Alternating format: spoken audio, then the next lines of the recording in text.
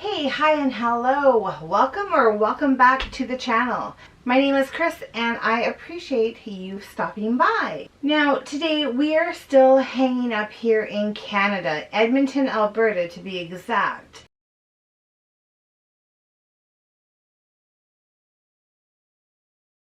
And I don't know if you guys have seen my previous videos, but there's a lot of Canadian ones. Maybe it's because I'm from here, but I can assure you there will be other cases from other places coming real soon. Can you imagine getting so obsessed with a TV show that you actually start copying one? Well, that's what happened in this case. Let's get right into it. When Gilles Tétrault logged on to the dating site Plenty of Fish, and he actually started chatting up a young lady named Sheena. Now, he never imagined that he would experience what he did. On October 3rd, 2008, they agreed to meet for the first time. She gave him instructions to get to her place. She said there wasn't a lot of parking in the front of the house, so to park in an alley behind the house. She sent him these directions. So, okay, Friday, if you're coming from the north on Grote, get on Calgary Trail, and when you get to the south side and jump on White Mud, then go south on 50th Street. Take a right on 40th Avenue, and after a block or two, take the very first right into the alley. It's marked by a yellow crosswalk sign, so pay attention. Then go left and pull into the only driveway on the left that isn't paved, LOL. Seriously, who ever heard of a driveway that looks like the Amazon? Whatever, it won't swallow your car, I promise. There's some garbage up against the fence like an old couch and such, but it might be gone by Friday, who knows? Like I said, the garage door will be open for you a touch. Don't worry about the neighbors thinking that you're a burglar. Everyone knows there's nothing valuable in there, except my car, of course, LOL. See you then, Sheena. Yeah, first visible back door coming out of the garage, knock away. There's certainly no other driveways along our alley like this one, and the half-open door is a dead giveaway, LOL. See you 7 on Friday. Now, to me, that sounds very suspicious, but evidently these instructions did not bother him because he followed the directions and went to her place. And he went through the garage door like instructed. But instead of finding Sheena, he came face to face with a man wearing a hockey mask. There was a blue light coming from an object in the man's hand. It was a stun baton. Before Gilles had time to react, the stun gun was shoved into his stomach and he immediately fell to the floor. The masked man put duct tape over Gilles' eyes. After the shock of the stun gun, Gilles had managed to tear the duct tape from his eyes. He opened his eyes and looked straight into the handgun that was pointed at his face. He immediately thought this was the end of his life. Without much hesitation, Gilles decided to grab the gun from the man. I mean, at this point, what did he have to lose? When his hand made contact with the gun, he was actually really surprised and relieved to find out it was just made out of plastic. A bit of struggle started, but he knew this was his only opportunity. He rolled onto the floor and went out of the garage and into the alley as fast as he could. Now Gilles was outside. He was free. He stood up wanting to get away, but quickly realized that the stun baton still had effects on him. His legs were like jello. He couldn't even stand up properly, never mind run. His attacker had opened the garage door and was trying to pull him back inside. Struggling to get free, Gilles looked up and saw a couple that was actually walking their dog down the alley. He started screaming for them to help. His attacker was laughing and saying, "Come on, Frank, let's just go back into the garage." It seemed like he was trying to convince the couple that they were just goofing around. And it worked. Now the couple, fearing that this was part of some mugging scheme, looked at them and then just continued to walk away. Now for some reason, the attacker went back into the garage. Gilles once again saw his opportunity. He quickly crawled to his truck, got in, and drove away as fast as he could. He's home and he's safe. but he was also really embarrassed about the whole thing. He didn't want to admit that A, he had been catfished, and B, he had been attacked and nearly murdered. Because he was so embarrassed, he did not go and report this to the police. If he had the courage to report it, it may have saved the life of another man, Johnny. About a week went by, and now Johnny Atlinger, he was also on Plenty of Fish, and he was looking for love. He was 38 years old, and he was part of a close-knit group of friends who he talked to basically on a daily basis. He was telling his friends that he was so excited because he had been chatting with this girl online named Jen. And things seemed to be going really well, and he was going to be meeting her that night. So Friday, October 10th, 2008, 7 p.m., he pulls up to Jen's address, this place in the alley. He sends a text to one of his friends, and then nobody hears from him again. When his friends did not hear from Johnny the entire weekend, they grew really concerned. Like I said, they were a tight group and talked on a daily basis. Monday rolled around, and several of Johnny's friends received an email from him. The emails all pretty much say the same thing. Hey there, I've met an extraordinary woman named Jen who has offered to take me on a nice long tropical vacation. We'll be staying in her winter home in Costa Rica. Phone number to follow soon. I won't be back in town until December 10th, but I'll be checking my emails periodically. See you around the holidays, Johnny. This email made the friends pretty suspicious. I mean, they all knew Johnny really well, and this seemed like this was so out of character for him. One friend actually called his workplace only to find out that Johnny did not show up for work, which is very unheard of. By now, the friends were growing really concerned, so they actually decided to go contact the police. They became pretty pissed off that the police would not look into this. So they decided to take matters into their own hands, and they actually broke into Johnny's apartment. They wanted to get to the bottom of this. Looking around his apartment, right away they knew something was horribly wrong. All his clothes, his suitcase, and his passport were still there. There is no way he could have traveled to Costa Rica. So the friends head back to the police station, and learning all this new information, the cops finally decide to look into Johnny's disappearance. Detective Bill Clark was assigned to the case.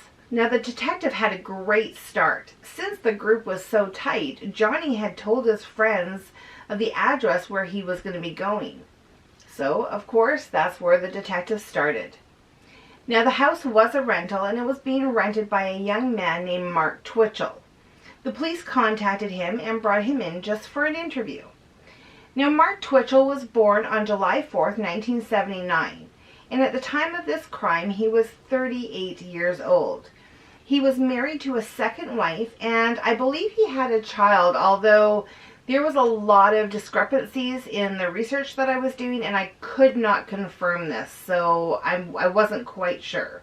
He was an inspiring filmmaker, and he had previously directed a low-budget Star Wars fan film. He was currently working on a new film inspired by his favorite TV show, Dexter. Now, if you haven't heard of Dexter, it is a crime show TV series. It ran 8 seasons. And they just recently introduced that there's going to be a 9th season coming soon, if it hasn't already started. Now, the show centers on a guy named Dexter Morgan, played by Michael C. Hall. Dexter is a forensic technician specializing in bloodstain pattern analysis who leads a secret parallel life as a vigilante serial killer, hunting down murderers who have slipped through the cracks of justice. It's actually a pretty decent show if you want to check it out. Anyways, in the police interview, Twitchell seems surprised that someone had used his garage for an alleged assault. His response seemed pretty genuine, and he was actually more than willing to go show the officers around the garage, which he said he used as a makeshift movie studio. When they got to the garage, Mark Twitchell seemed to be having problems getting into the padlock and said someone must have switched it as this one that was there was not the one that he put on there. They ended up gaining access, and once inside, Twitchell was showing the officer around and showing him some of the props that he used for his show. He even showed him the current script he was working on called House of Cards. Apparently, the House of Cards had a storyline of a serial killer who found victims on the internet and then lured them back to this kill room. Once inside this room, the killer, wearing a hockey mask, would use a stun baton on the victim. Sounds pretty familiar, eh?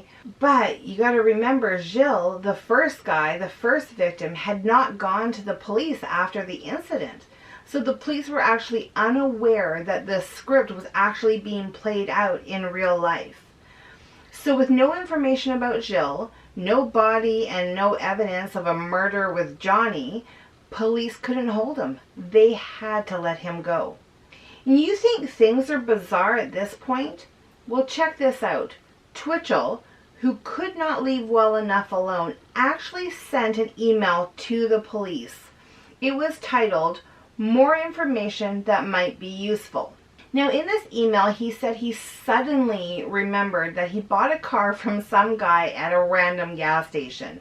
It was a red Mazda worth about $10,000, and that he only bought for $40 because, well, that was all he had on him. Yeah, you heard that right. Now, I don't know about any of you guys, but how many people forget that they buy a $10,000 car at a gas station for $40? Evidently, the owner of this car told Twitchell that he had met some rich girl, a sugar mama, and she was going to buy him a brand new car when they returned from vacation. Now, of course, the police did not buy this story at all. And when they actually looked into it, they found out that the red Mazda was registered to Johnny Atlinger. Shocker there, right? Now, even though they could now tie Twitchell to Johnny, there was still zero evidence that a crime had actually ever been committed. They were still at a standstill. So police decided to reach out to the public for help. The couple that had been walking their dog came forward and told the police what they saw. Police had assumed they were actually talking about Johnny Allenger at first. And it wasn't until a little bit later and a few more questions that they realized that this attack that they were talking about happened a week before Johnny's disappearance. So now there was possibly 2 victims, maybe more. Police, now with this new information, they were able to finally obtain a search warrant for both the house and the car. When the search began, they found a boatload of evidence.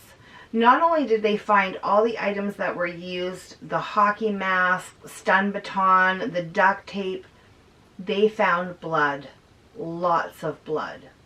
There were traces on the walls, on the floors, and this kill table. Now, Twitchell was saying all along that it was all fake blood. This was everything that he used for his movies. But of course, the police were going to test it.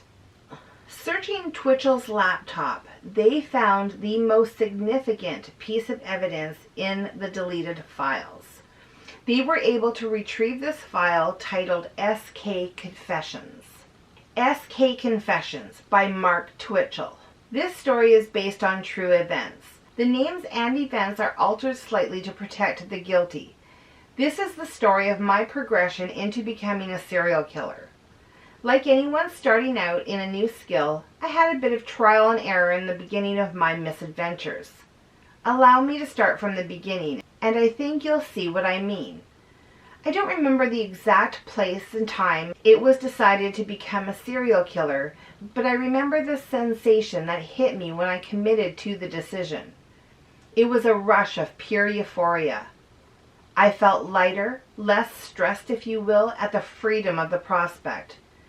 There was something about urgently exploring my dark side that greatly appealed to me, and I'm such a methodical planner and thinker, the very challenge itself was enticing to behold. The realization was just the last in a series of new discoveries I made about myself. I knew I was different somehow from the rest of humanity. I feel no such emotions as empathy or sympathy towards others, for example. Now, this document went on and on. It's actually quite long, and it was actually very detailed in the description of the attacks and such. You can find copies of the entire thing on the internet, and if you're interested, I would really encourage you to read it. It is quite something else. On October 23rd, 2008, Twitchell had sent out an email to his friends and film crew, urging them not to talk to the police. Gentlemen, first off, I want to offer my deepest apologies if your lives have been disrupted in any way by what's been going on lately. I wish I could talk to you about it, and maybe one day in the future that will be possible, but for now I have to recommend everyone to stop talking to the police, or not to start if you haven't already. If you aren't sure what I'm referring to, then you will soon. You all have a right to silence, and you should exercise that right. I'm sure no one in this group carries guilt, so you have nothing to fear, but I've been screwed around with, and I don't appreciate it, so it's time to stop this and make them do their own jobs. I'm serious. The time for dry, sarcastic humor and flaky jokes is over, and this is no prank. Sometimes what we see on TV is a fact of true representation of how they work. Sometimes they do lie and make things up in order to get people to say things they otherwise would not, just so they can have an answer for the media. I didn't think this was the case until this week when I was proven otherwise. So please, if they ask you questions, just tell them you don't know anything, and if they want you to come in for a statement, kindly refuse. I highly doubt anyone has given them the slightest provocation to get arrested, so nothing will happen to you if you tell them to pound salt, and this will go away faster. Thanks for your cooperation. I'll keep you posted.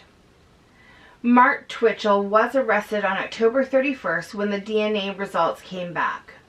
The blood that was collected at his place and in his car was a match to Johnny Atlinger. Contacting the lawyer, that still holds true, okay, just so you're aware. Okay. If at any time we're talking you want to contact the lawyer, you can do so at any time. I'll take you to a phone. There's something else I want to tell you, Mark, and that's that there's absolutely no doubt in my mind that you're involved in the disappearance of John Allenger. I mean, this happened because of the movie thing? Something that went too far?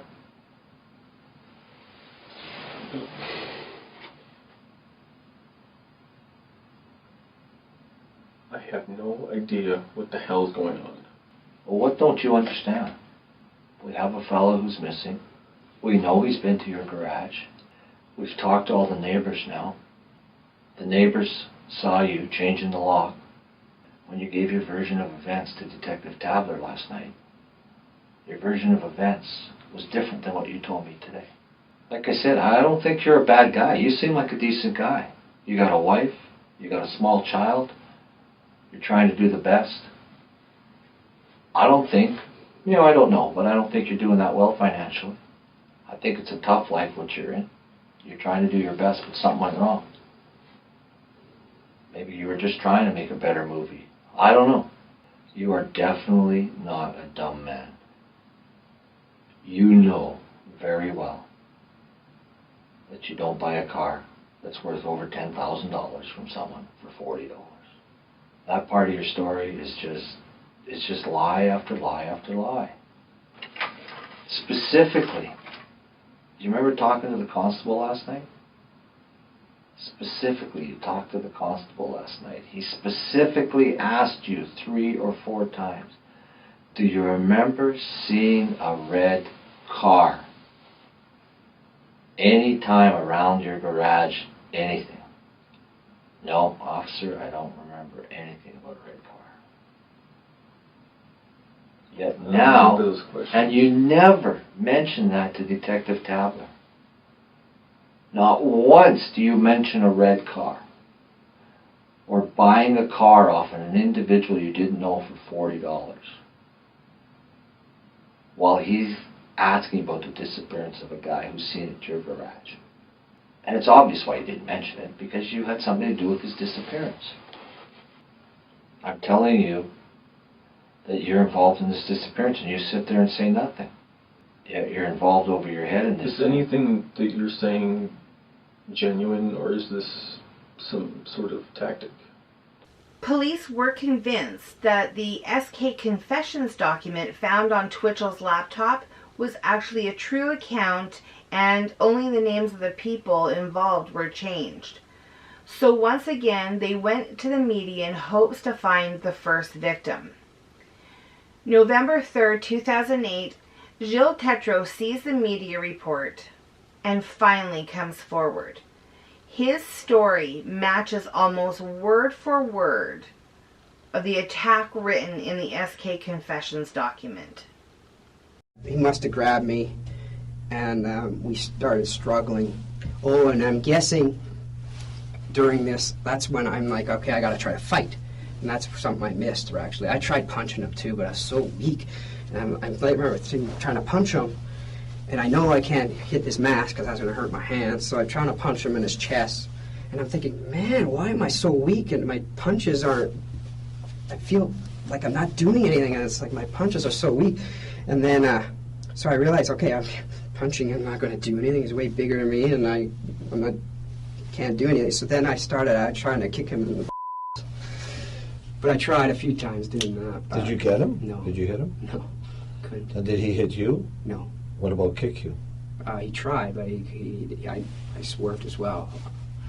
So Like, is this an all-out intense battle, or is it like... No, that's the thing, is like, this is the whole thing. This is what I'm thinking while I'm doing this. This guy, he had, if he was more professional, he could have killed me right away. Like, right when I walked in, I didn't see him. He could have hit me over the head with a bat, a baton, or anything. Yeah. He could have knocked me unconscious right away. And I don't know why he did that. His whole plan was to use this taser thing on me first, and that was stupid on his part. But he had many chances to kill me. He never did.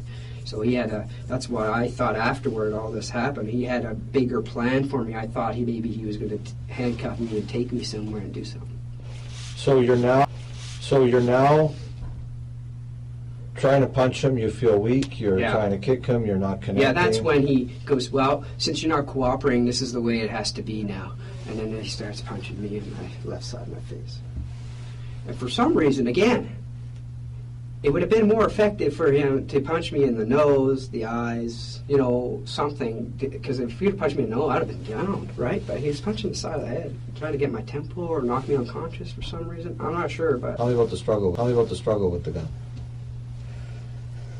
See, now this is weird because I'm facing this way. He pulls the gun out again, and for some, I think because I grabbed the gun, somehow we maneuvered. We were struggling again, and I'm trying to break the gun, right? So we're struggling, and somehow I ended up this way again, struggling with this gun, and he's here back at the door. Okay, so because I just remember the door being there, and then I'm just trying to break this gun because this is, I know it's plastic, and I know if I... What's he doing? He's yelling at me because he doesn't want me touching his gun. And so then I wouldn't let go, obviously, and I had a hold of his arm, his other arm, just in case he tried to punch me in the left, but he never did. And so we're just struggling. I'm just, you could tell, it's just weird that, because if he was a real gun, he would have fired it or whatnot. He never did. He had nothing, and he never, just wasn't professional. It was just like, it was maybe his first time. That's how I thought of it. Twitchell spent months in jail while the detectives continued with the investigation and gathered tons of evidence. And there was a lot. But unfortunately, they could not find any remains of Johnny Atlinger. Twitchell was not saying a word. But finally, several months later, police got a phone call. Now, Twitchell's new lawyer stated that Mark Twitchell finally wanted to tell them where the body was. Atlinger's remains were found only a half a block away from where the police stopped their initial search. During the trial, Twitchell's defense tried to show him as just some normal guy with big Hollywood dreams.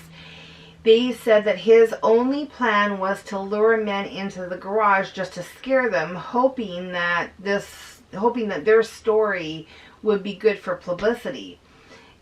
It was just, when this all happened, things just went wrong. The jury did not buy that at all. It was a crazy story, to say the least. When they went back to deliberate, it only took 4 hours. 4 hours, and the jury came back with a verdict of guilty. April 12, 2011, Mark Twitchell was sentenced to life in prison with no possibility of parole for at least 25 years. Johnny Atlinger was only 38 years old when his life was brutally taken from him. He was well known to be affectionate, caring, and quiet. He lived in a tiny studio apartment and enjoyed technology and paintball. He also had a huge passion for motorcycles, almost as much as he loved computers. He left behind a loving mother, brother, nephews, and many, many close friends. And that's it for today's case. I do hope that you found this one interesting. And if you haven't already, please don't forget to hit that little subscribe button down below on your way out so you don't miss a thing when I post videos.